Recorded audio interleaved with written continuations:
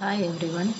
In this video, we will be learning uh, Python topics related to creating data frames, creating the Panda series, and operations, and then handling the arithmetic on series, handling the missing data, forward fill, backward fill, data frame creation methods, accessing data, adding columns, filtering and sorting, and then grouping, and then indexing, and then selecting with LOC and ilog. So here you can see we are converting a Python dictionary into a structured pandas data frame, and let us break this down line by line. So here you can see the first line. We bring the tools. We import the pandas library and rename it as PD to keep our code short and clean. Next, we define our raw data using our standard Python dictionary. The keys like name, age, and score will serve as our column headers. The list attached to them hold the actual row values. Here is the actual magic happens. We pass our dictionary into pd.dataframe function. Pandas automatically structures this into a neat 2D table and adds a default row index starting from 0. And then you have this print data frame. Here we can see it neatly aligned on the screen just like a spreadsheet. When I run, you can see to that. Finally, we print the original dictionary. The /n symbol, it just drops us down to a new line so our output looks clean. This let us easily compare the raw dictionary against our new pandas table. So this is how we can create a data frame from dictionary. So next we will move on to creating a pandas data frame from a Python list of list. So as usual, the first line, we bring in the tools, we import the pandas library and rename it as PD to keep our code short and clean. And next we define our raw data using a nested list or a list of list. Each inner list represents a single row of data for John, Alice and Bob. Every good table needs headers. Here we create a list of strings that will serve as our column labels. So here you can see df is equal to pd.dataframe data comma columns is equal to columns. This is the core line. Here we pass our raw rows and our column labels into the pd.dataframe constructor. Panda stitches them together into a beautiful 2D data frame. Finally, we print our data frame like you see a perfectly aligned grid on your screen, complete with our custom headers and an automatic row index starting from 0. Next, we will learn how to create a Panda series using a Python list and a dictionary. So as regular, we import the pandas library and rename it as PD to keep our code short and clean. Next, we step up our first dataset using a standard Python list of numbers from 1 to 5. Here we use a pd.series constructor to turn that list into a pandas series. Because lists don't have built-in labels, pandas automatically assigns numerical index labels starting from 0. And now you can look into the line data underscore div. Here we pass this dictionary into pd.series. Notice the difference here. Pandas automatically takes the dictionary keys and uses them as our custom row labels instead of numbers. Then to access data in our list-based series, we use the numerical index position 0. This grabs and prints the first value, which is 1. Here you can see. And we also use the custom key label B inside the square bracket. This pulls and prints its corresponding value, which is 2. So this is how a series can be created from a list and dictionary. So moving on to the next step of knowing Panda handling the addition of two series with different index label. And as regular, we'll be having the first line. We bring the tools and import the pandas library and give it the PD to keep our code clean and short. And then here you can see pd.series with the key values of 10, 20, and 30, and having the indexes A, B, and C. We create our first series S1. It holds the values of 10, 20, and 30 mapped to the explicit row labels A, B, and C. And then we create our second series S2. Here you can see the values 5, 15, and 25 are mapped to the labels B, C, and D. The indexes overlap, but they are not identical. And here you can see the result, the addition of two series S1 and S2. Here is the core operations. When we add these two series, Panda automatically aligns them by their index label, not by their positions. It adds values where labels match like B and C, but for A and D where there is no matching pair, Pandas fills the result with NaN or missing value placeholder. And here you can see the output on the screen. NaN for A, and for B you get the value 25, and for C you get the value 45, and again for D you get NaN, which is not a number. And here you can get an idea of combining index sort which are sorted alphabetically. So next we will move on to the arithmetic operations like addition, subtraction, multiplication, and division in Pandas series. And as usual, the first line we import the Pandas library and give it in the alias PD to keep our code concise. And we define a first series A, which contains a series of numbers from 1 to 5, and then we define our second series B holding a sequence of numbers decreasing from 5 to 1, and then we use the plus operators. Pandas automatically matches up with the elements by their index position and add them together row by row. And then we perform subtraction. Just subtract the value in series B from the corresponding values in series A. And then moving on, the multiplication operator asterisk handles the multiplication, multiplying the aligned values of both series element by element. And finally, the forward slash operator performs division, dividing each element in series A by its counterpart in series B. And then we can print our result. The slash n character create a new blank lines in the console, so we can clearly see the output grades for each math operation side by side. So this is how you see the result after doing the arithmetic operations on series.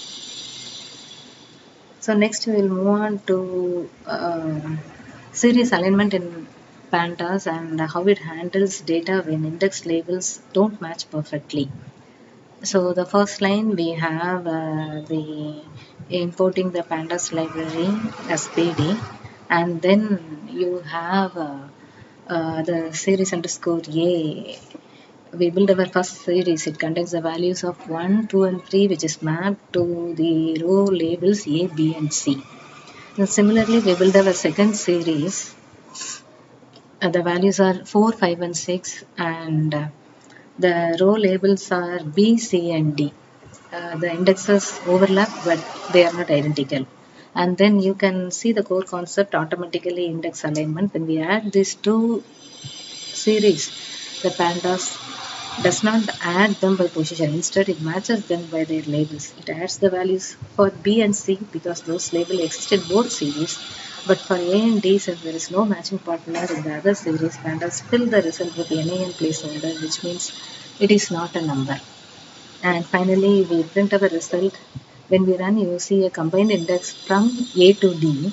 It shows NaN for A and NaN for D, and for B and C you have the values of 6 and 8.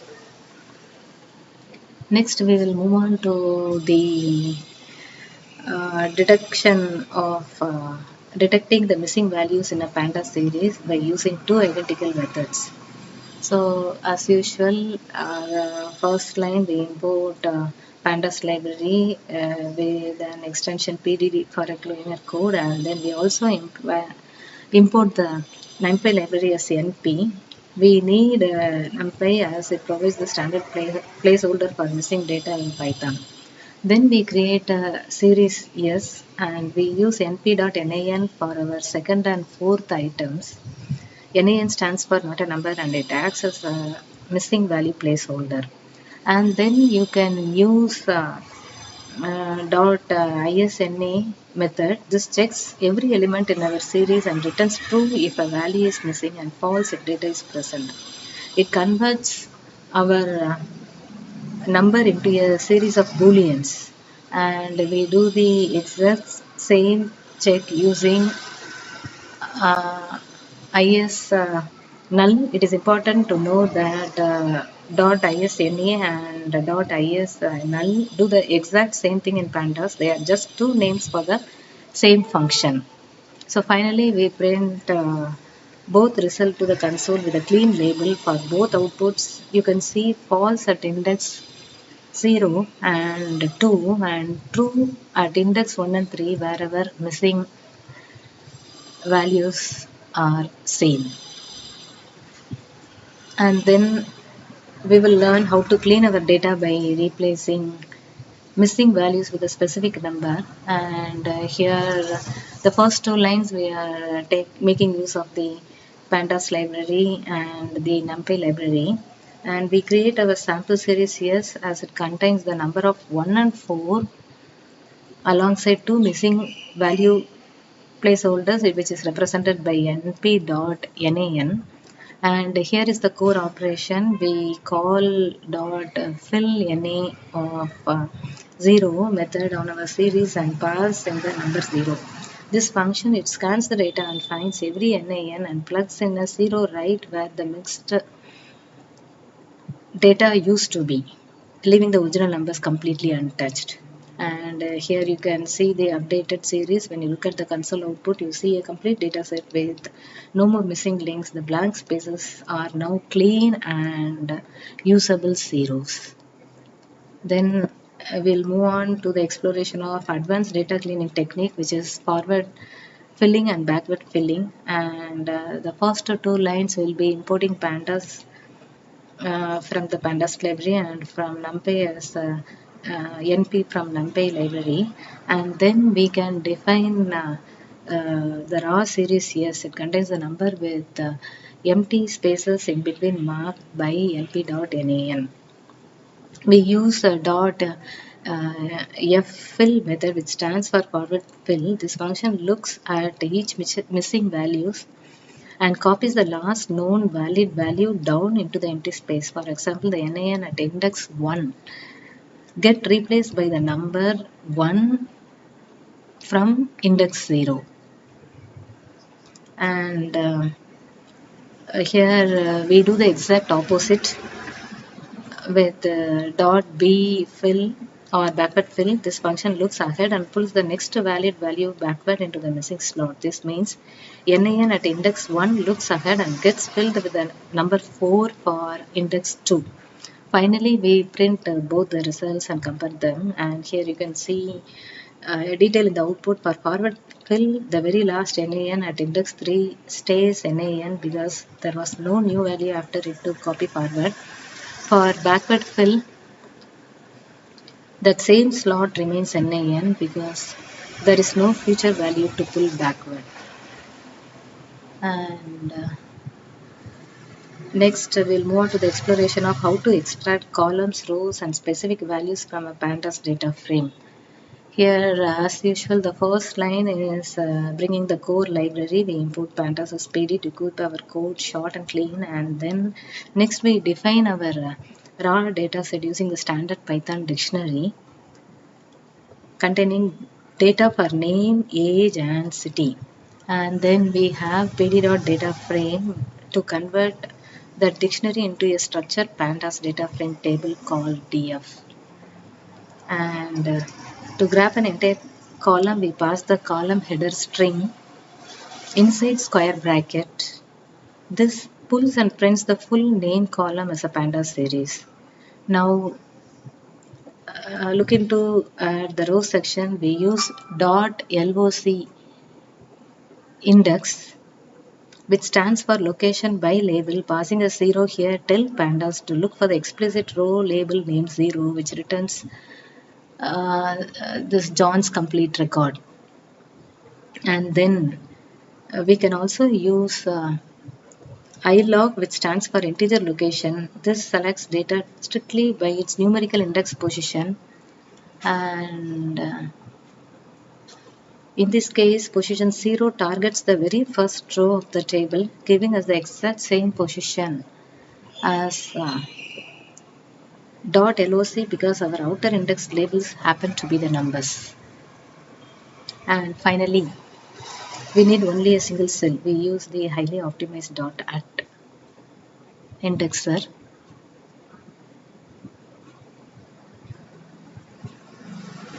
So we pass the row label 0 followed by the column name, which quickly extracts and brings the single string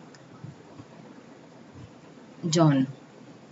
So this is how we can access the data frame elements by using different syntax. And then let us explore the 3 essential data manipulation techniques which are used in pandas: adding a new column, filtering row based on a condition, and sorting data. And as a first step, we'll be using the core tool of importing PD from the pandas library to keep our code short and clean. And then we define our raw data set by using the Python dictionary containing columns for name, age, and city. And we pass the dictionary into pd.data frame constructor to create our starter data table df. And then to add new column, we use square brackets with a brand new name, salary, and assign it a list of matching values. Pandas, it appends this directly to the right side of our existing table. And next, we print the updated data frame to verify our new salary column, whether it is attached successfully. And then we filter our data. Inside the brackets, we write a conditional statement, df salary greater than 60,000. This creates a true false mask, and passing it back into df tell pandas to keep only the rows where that condition is true, which in this case isolates this Bob's row. And then we print our filtered subset of high salary to show only the employees earning more than 60,000. And finally, we sort our data. We call the dot sort values method and pass it by age to target the age column.